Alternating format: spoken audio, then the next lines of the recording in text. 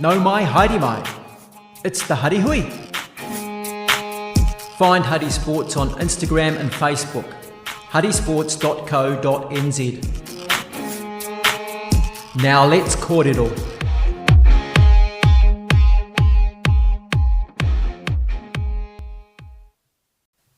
Kia ora, good evening and welcome to the Huddy Hui, episode 138. We've had one round of Wellington Club Rugby to kick off the 2025 season, and there's been some great results all around. In particular, our guest tonight played in a game against Marist St Pat, which is often seen as one of the big rivalries in Wellington Club Rugby. So joining us tonight on the Hui is Andrew Jones from Pōneke Rugby Club. Andrew, many thanks for coming on the Hui. Let's talk about the great start to season 2025 for Pōneke with a good win over Marist St Pat's. What were the keys to the victory?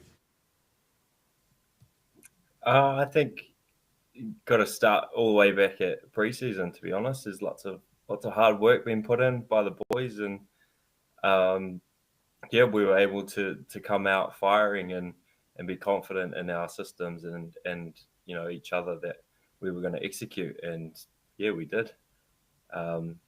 We took our chances when they came, and it was a great result. And how important is the Horan Miller Trophy to the club?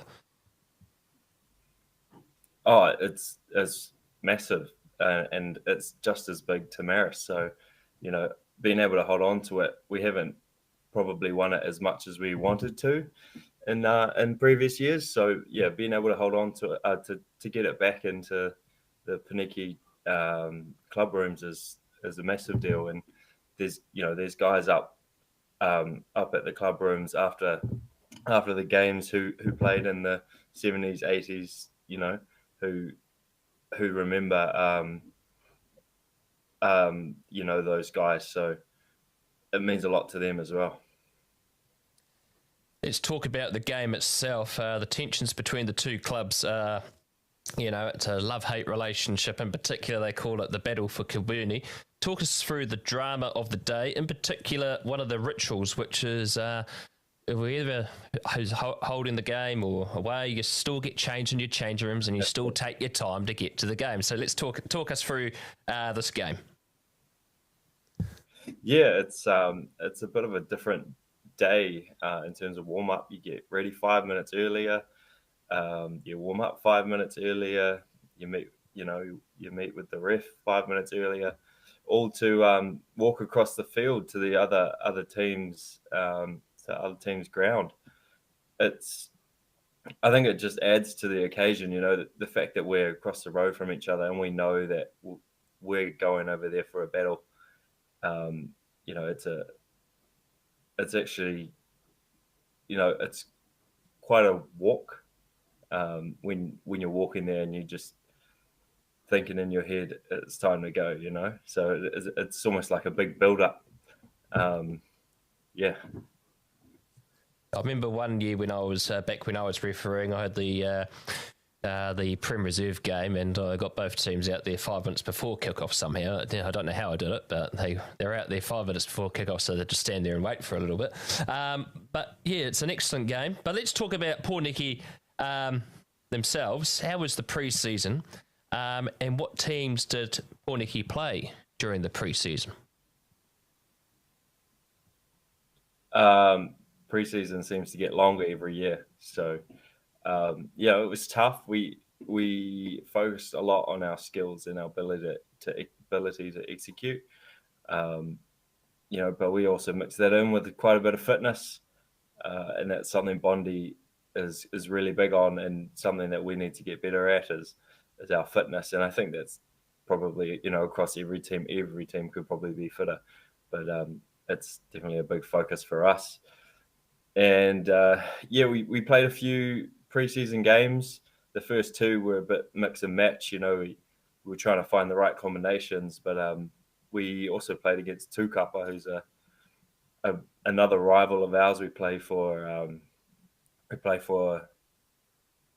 I can't remember the trophy's name, the Zemba Cup, and we managed to retain that as well. So two from two so far, and hopefully we can kick on and get a few more trophies, because Pōneke plays for it seems like a trophy every single week. Pretty much, yeah.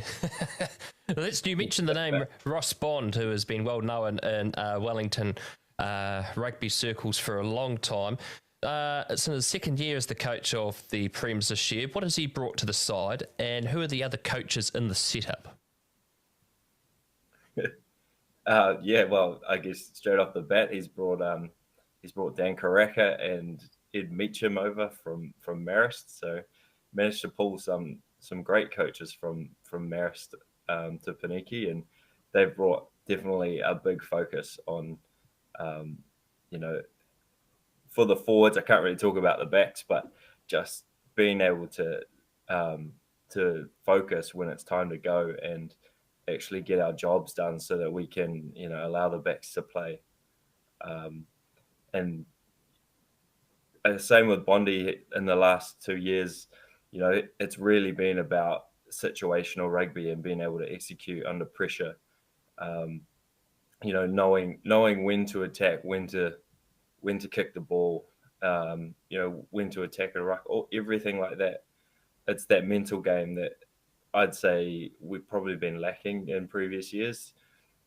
So we pride ourselves on being a physical team, and we do bring that. But upping that, as well as upping that extra, mental 10%. Tell us about some of the new talent in the Premier side this year. Oh, well, Bondi's been on a bit of a coffee spree, and he's bought a few boys from high school, and then someone my own age as well. So it's there's a good mix of youth and aged talent coming in. Aorangi, he's been bouncing around. He played for Northland. He's come in. He's 32, just like me. And then we got four guys from out of town, 18-year-olds that they've made a step up, and they've definitely shown that they've got the goods to play Premier Rugby, and that's a good sign for kicking on later. To try and make eventually for them, I'm sure the goal is to make it the Lions and the Hurricanes, etc. So good start for them. But we've also got guys who've been in our team for 3 odd years who, they've got the opportunity to put their hands up as well for future selections. And you also have some players that have previously played for Pōneke that have come back, in particular captain this year. What have they brought back to the Street Kids? Oh, DJ, he's just a workhorse.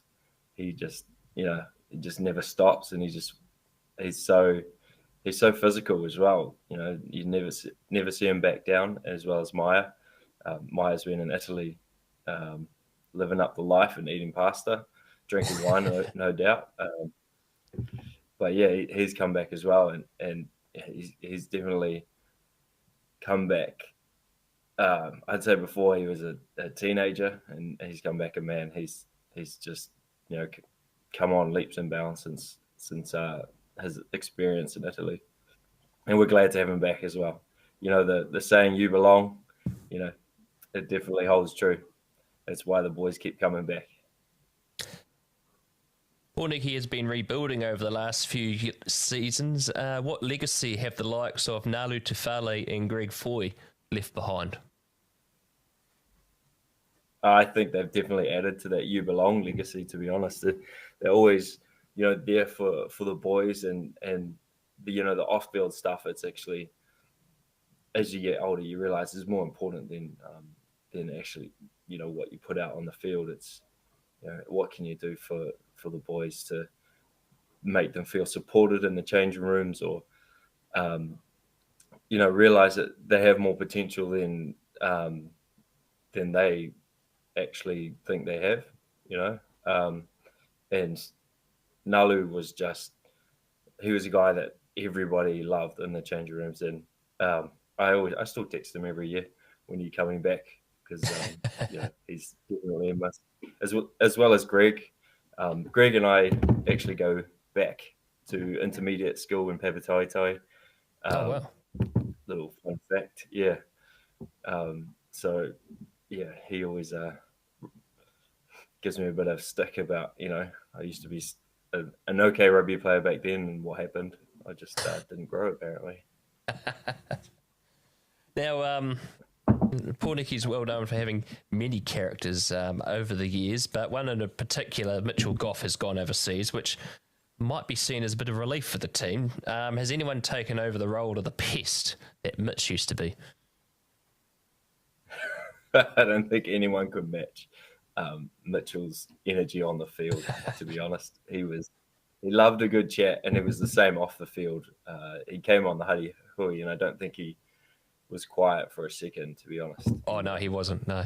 But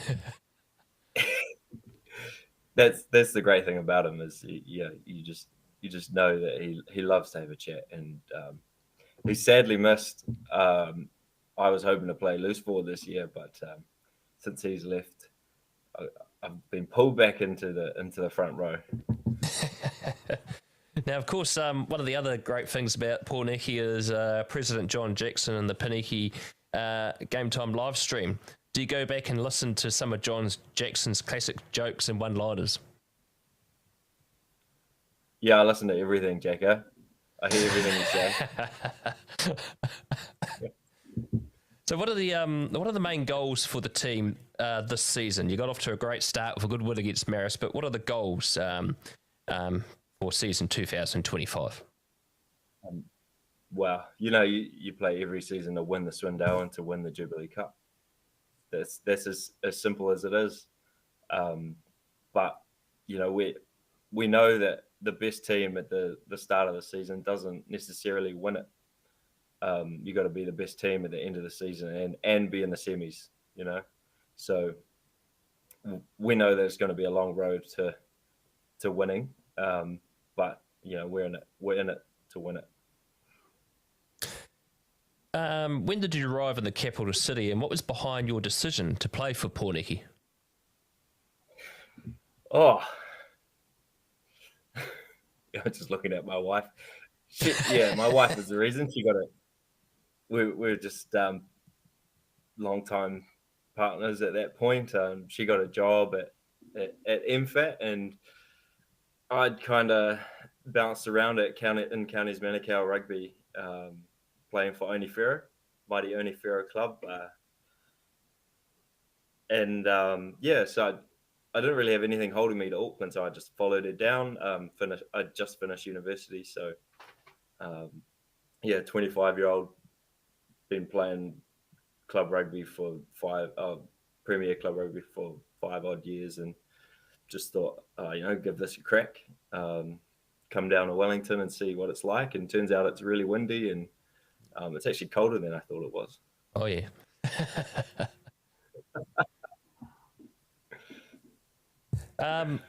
You made your debut for Pōneke in 2017. Do you remember who was it against? And what happens when you make your debut for the Street Kids at Premier level? Upper Hutt. Premier debut, we played North, and I remember I got offended and they scored, and I was really annoyed with myself. And then about 2 minutes later, I managed to get the ball, offload it to Levi Harmon, and he scored in the corner. So I felt a lot better after that. But at Pōneke, we count the starts. So my Pōneke Premier debut from my start was actually Upper Hutt. Yeah. And we won. I remember everyone talking about, Upper Hutt, they were really good last year. They're going to be a good challenge. And we ended up winning by 50 points to 20 or something.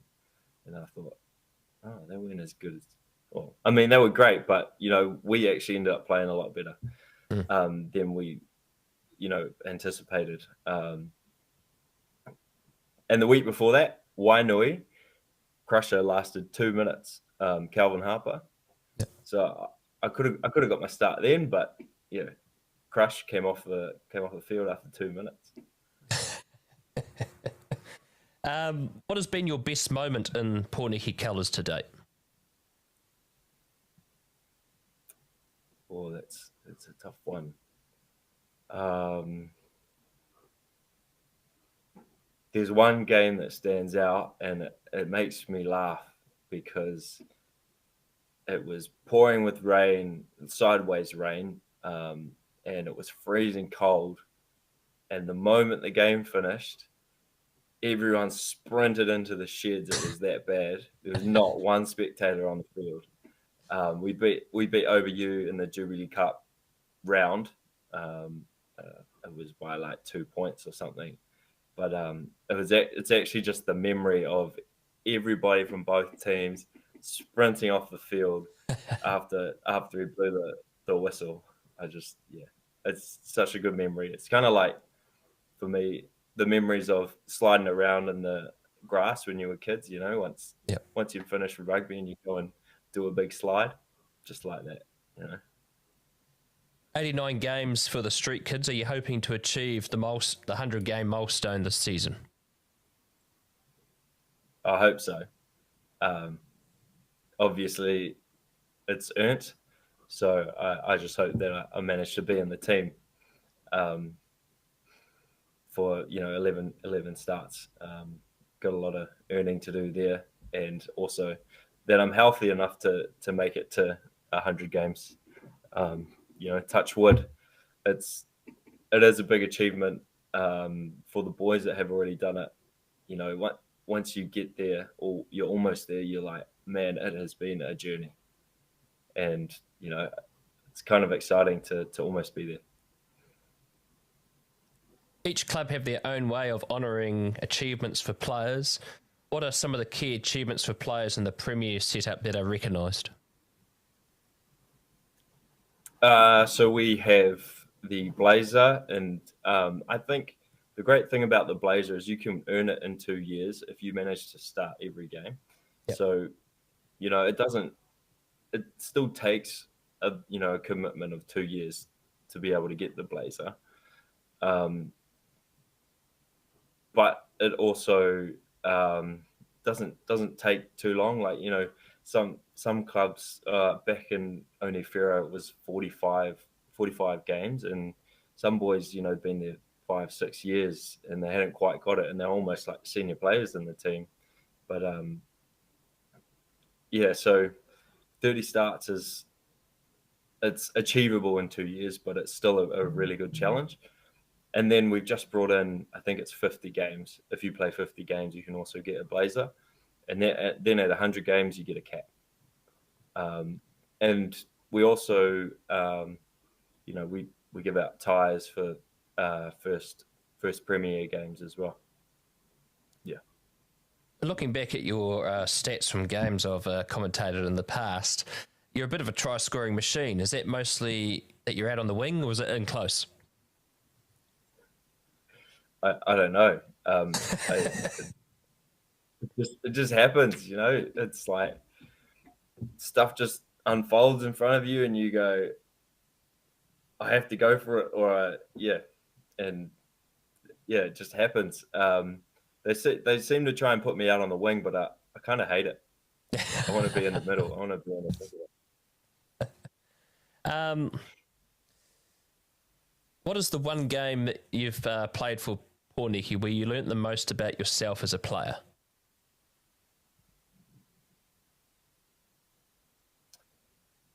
Oh, that's a good question.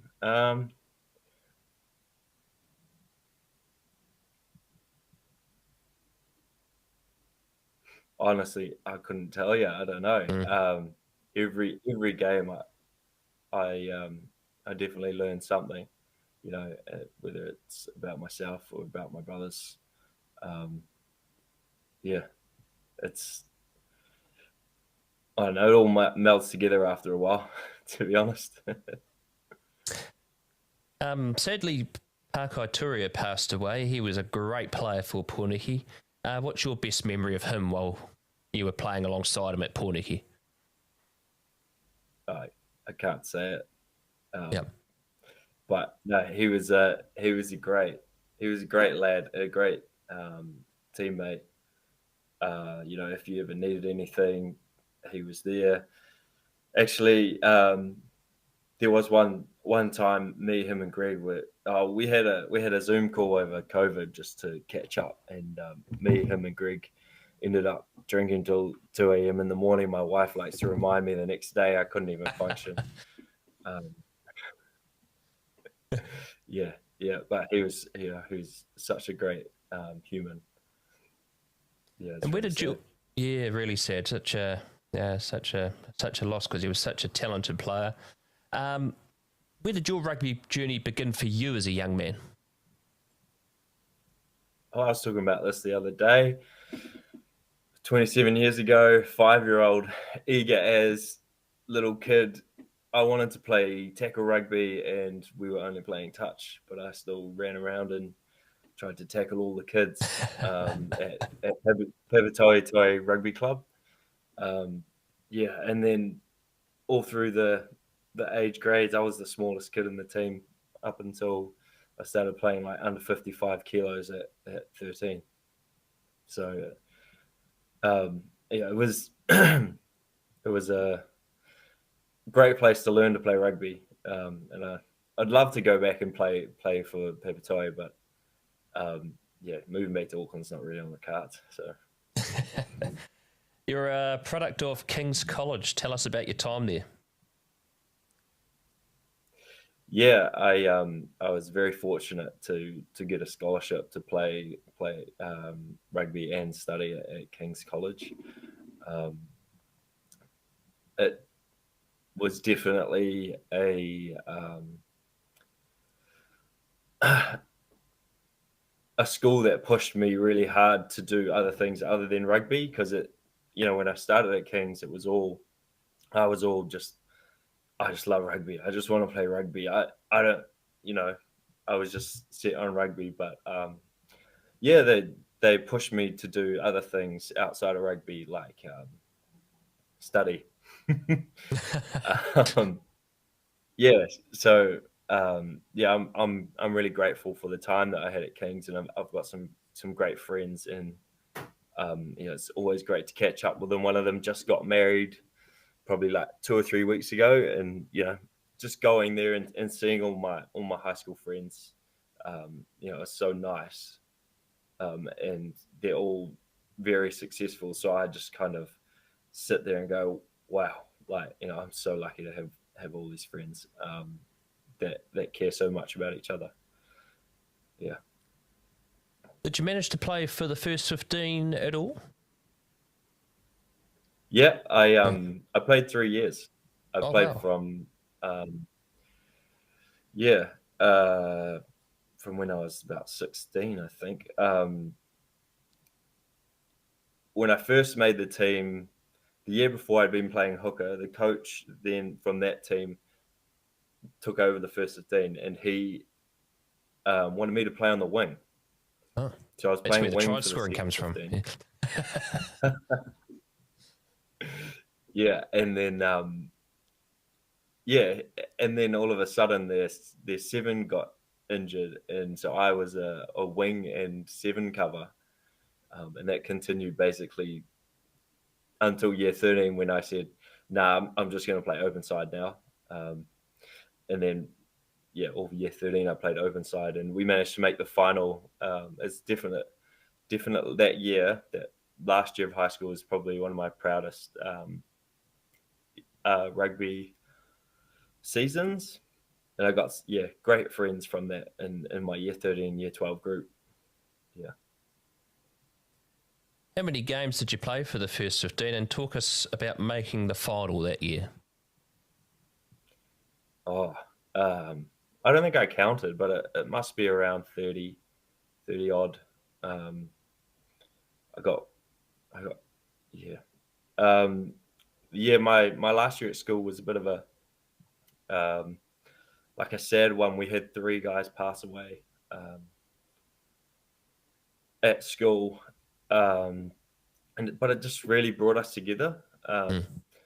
First game of the year, we played Mount Albert Grammar, and they beat us by 40 points to 8 or something like that. And you could feel that the boys were like, what is going on? Are we going to have a terrible year? But we were lucky enough that we had 3 really good games coming up that we were able to build on. After those 3 games, we really kicked on, and I think we ended up losing one more to Kelston. And then going into the semi-final, we played Kelston, and it really played in our favour. It was raining, and we were really technical, so we were able to get on the outside shoulder and get good go forward and managed to win that game. And then against Mount Albert Grammar in the final, they were just such a good team. I don't know if you ever pull up the 2010 Mount Albert Grammar team, I feel like most of those boys played at least NPC level rugby. Michael Fatialofa was their captain, and they were unreal. So they beat us by 12 points in the final, but it felt like a pretty close game. Yeah. The Kings versus Auckland Grammar game is one of New Zealand secondary school's top first 15 traditionals. Talk us through your experience of that game. Well, my first one, I didn't touch the ball and I screamed for about 3 minutes because I only got 3 minutes on the field. But yeah, it's an amazing game, and they tell you there's 5,000 or 6,000 people watching just there. And then in our last year, they had it on TV as well.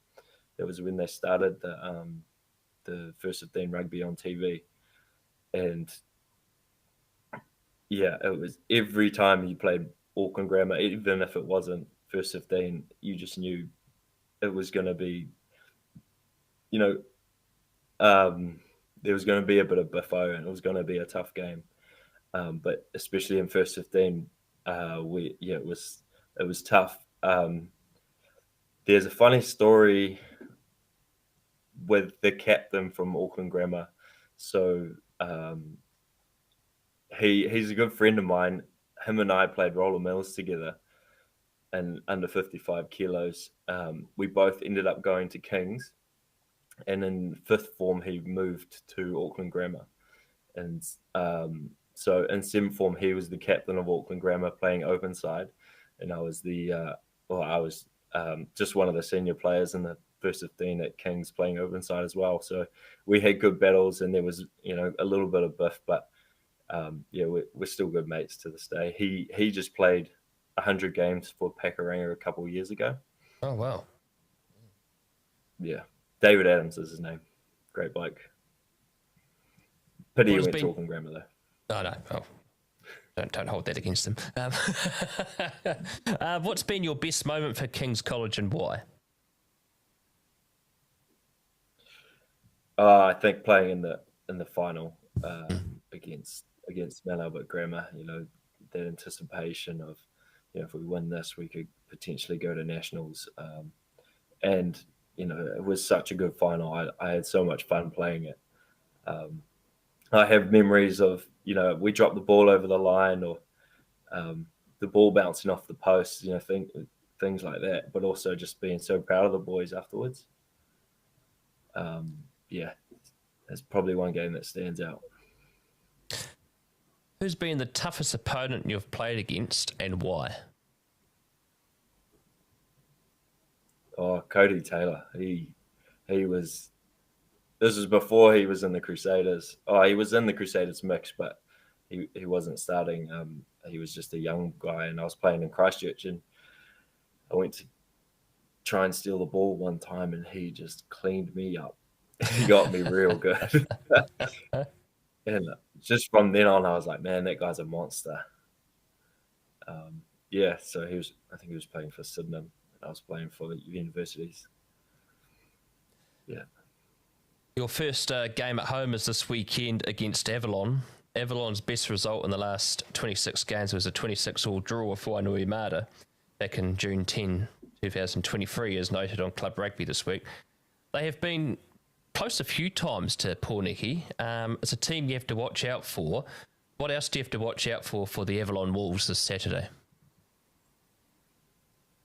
Oh, they're a physical team, but we just know if we focus on ourselves and we execute our game plan and we're able to control the game that we want to, it's we'll get the result. So we know that Avalon's going to bring the heat, and they're going to be really competitive.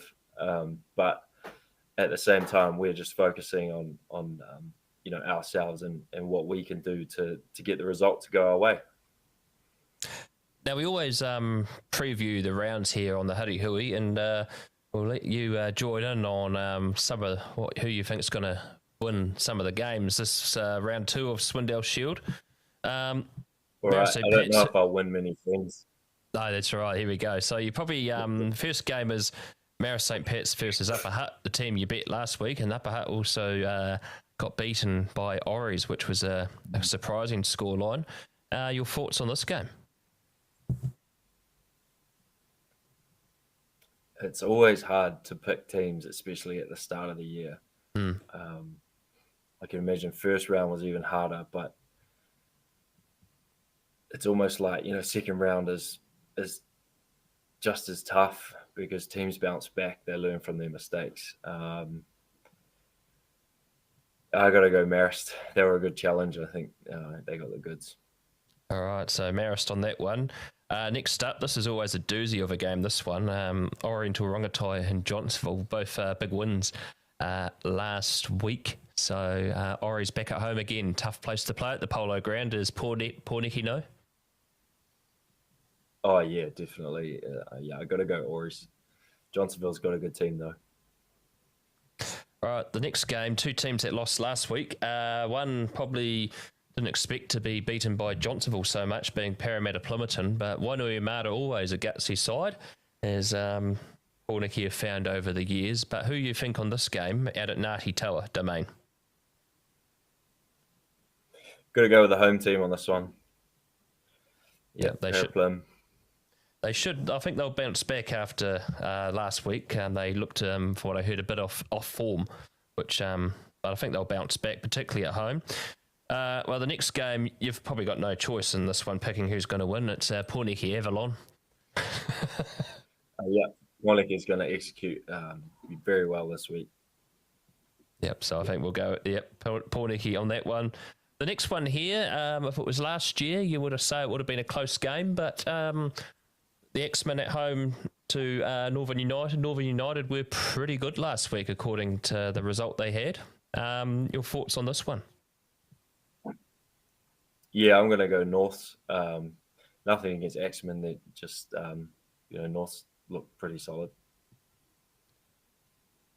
Next up, this is all these 2 teams. It's so hard to split them.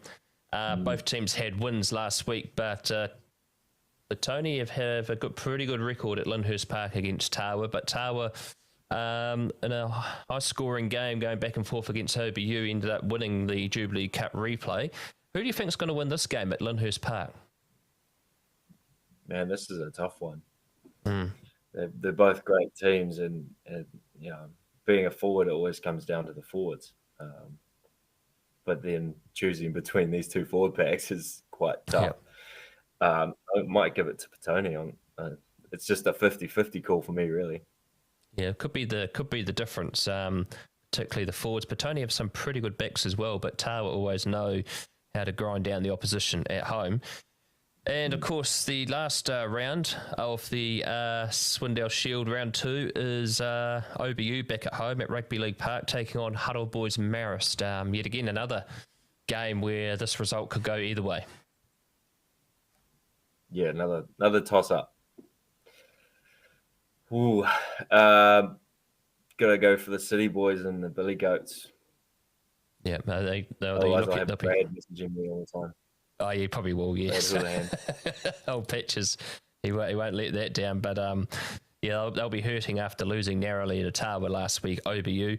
That's our preview of round 2. But Andrew, many thanks for coming on the Hui. No doubt we will see you around the grounds, in particular in Swindale Shield, and all the best Saturday against Avalon.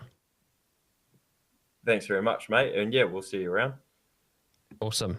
That is Andrew Jones, who great interview with him, and no doubt he'll be hoping to bring up that 100-game milestone this season as well. So here on Huddy Sports, we always want to keep our content free for you to watch, in particular our games.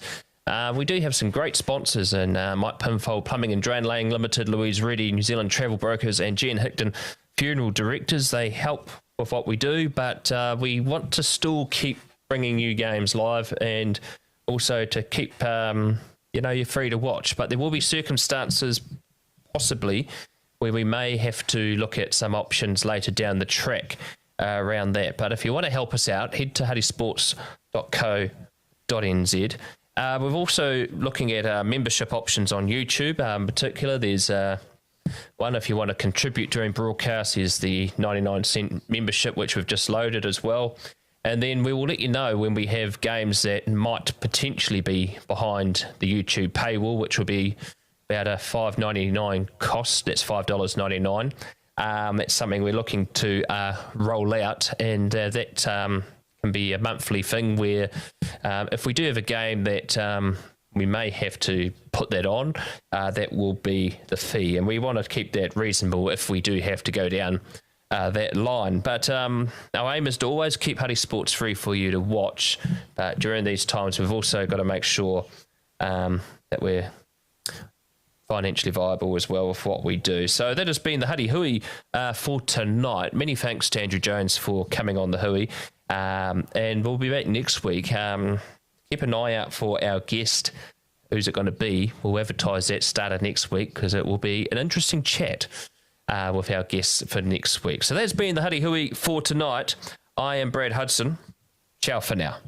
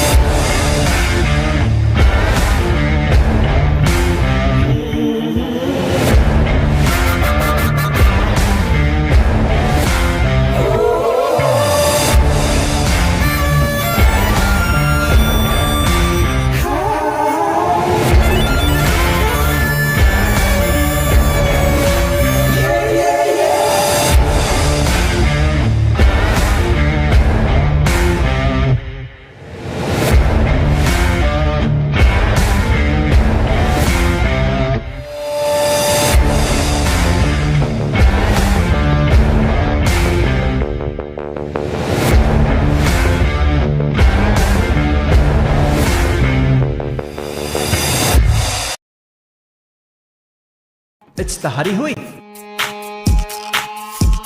You can find Huddy Sports on Instagram and Facebook. And check out huddysports.co.nz.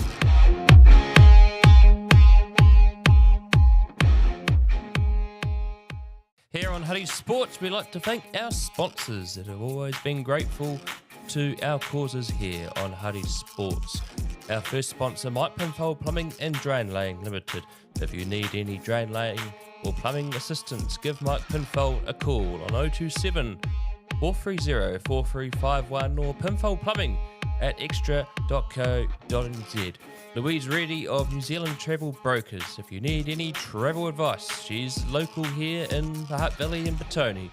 Call 021 135 3076. Louise Reddy, Louise.Reddy at nztravelbrokers.co.nz. And also to Gavin Murphy and the team at Jen Hickton Funeral Directors. They've been serving Wellington families with their funeral directoring services since 1946. So go to jenhickton.co.nz. They're all local people here in the Hutt Valley and Wellington that service our greater community. We also like to thank Ben Belusnik Visual Designs that helps with the graphics here on Huddy Sports. As here on Huddy Sports, we're always wanting to keep our content free on YouTube. So the idea of sponsors, we can promote you on live stream, our social media pages and our website. It's good to support the local community and helps keep Huddy Sport free for all to watch. So if you're interested to helping Huddy Sports, go to huddysports.co.nz or to our email address, huddysportsnz@gmail.com. Ciao for now. It's the